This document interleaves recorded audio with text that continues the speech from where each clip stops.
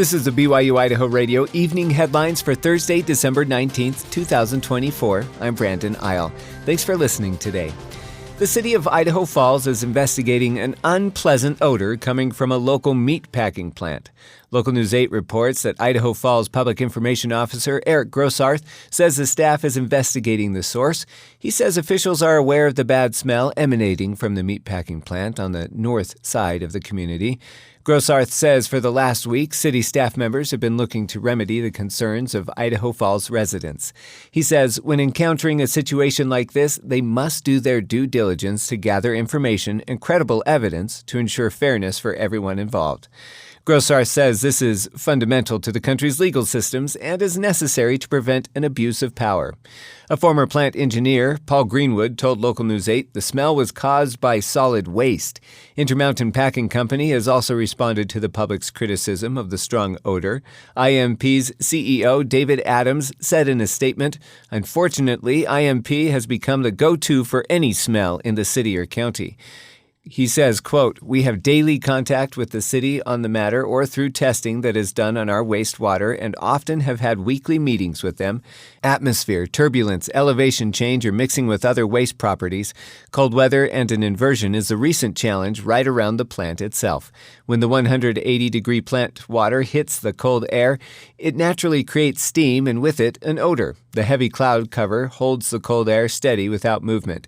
We sent a sample off last week with some consultants who will help us resolve this issue. They are located in Green Bay, Wisconsin, and fight similar issues in the cold weather. Downstream complaints are ongoing and more challenging. There has been tremendous growth in the community. There is a reaction where 3 to 4 sewer streams come together in the Willowbrook Park and Melaleuca Field neighborhoods. It is very hard to know what is happening underground approximately 3 miles away from you." The statement continues to address how IMP is actively working to manage their waste and be good stewards. The company has invested in an aerator for the city's lift station to combat the odors. The city of Idaho Falls says it is committed to sending updates as they're received. Today is graduation day for the fall semester at BYU-Idaho. With more than 3,200 graduates, this is the largest class to graduate at BYU-Idaho. We talked to some of the new graduates. They tell us they're looking forward to starting full-time employment. I have a couple job offers lined up, so I'm looking forward to those opportunities and seeing where those take me. I'm also excited for the future as well and being able to really work in my field. So I'm excited, but I'm also a little bit sad just because I'll miss being here. Others are looking forward to moving to different areas. My wife and I were looking at going east, so we're going to go maybe to Kentucky or Tennessee, but there's just a lot of good opportunities. For most of the students, BYU-Idaho has become a home away from home, a place that will be deeply missed and fondly remembered. I figured out what I love to do. BYU-Idaho has helped me do that, and I'm excited. It's just really cool. It's bittersweet because I've had a really great time here. I've seen a lot of milestones happen in my life, and I've learned so much. To watch the graduation video, just visit byui.edu/live/video.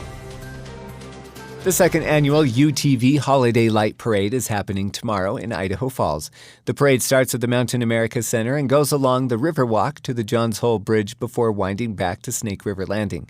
PJ Holm, the Parks and Recreation Director for the city, says the community has really responded to this event. The registrations have already blown us away by the growth from last year, but we are so excited to see the second annual and see how many of the folks in our community come out and participate and watch the parade come through and join in the holiday fun. Holmes says the creativity people have for this parade is fun to see and gives people a chance to use their UTVs in a unique way.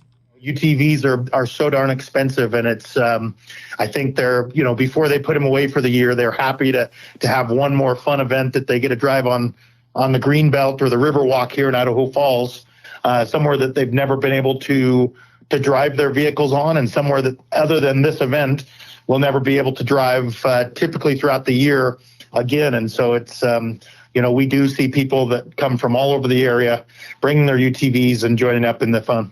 400 UTVs are registered for the event, and Home expects the parade to be about 2 miles long and could take about 2 hours to watch the whole thing.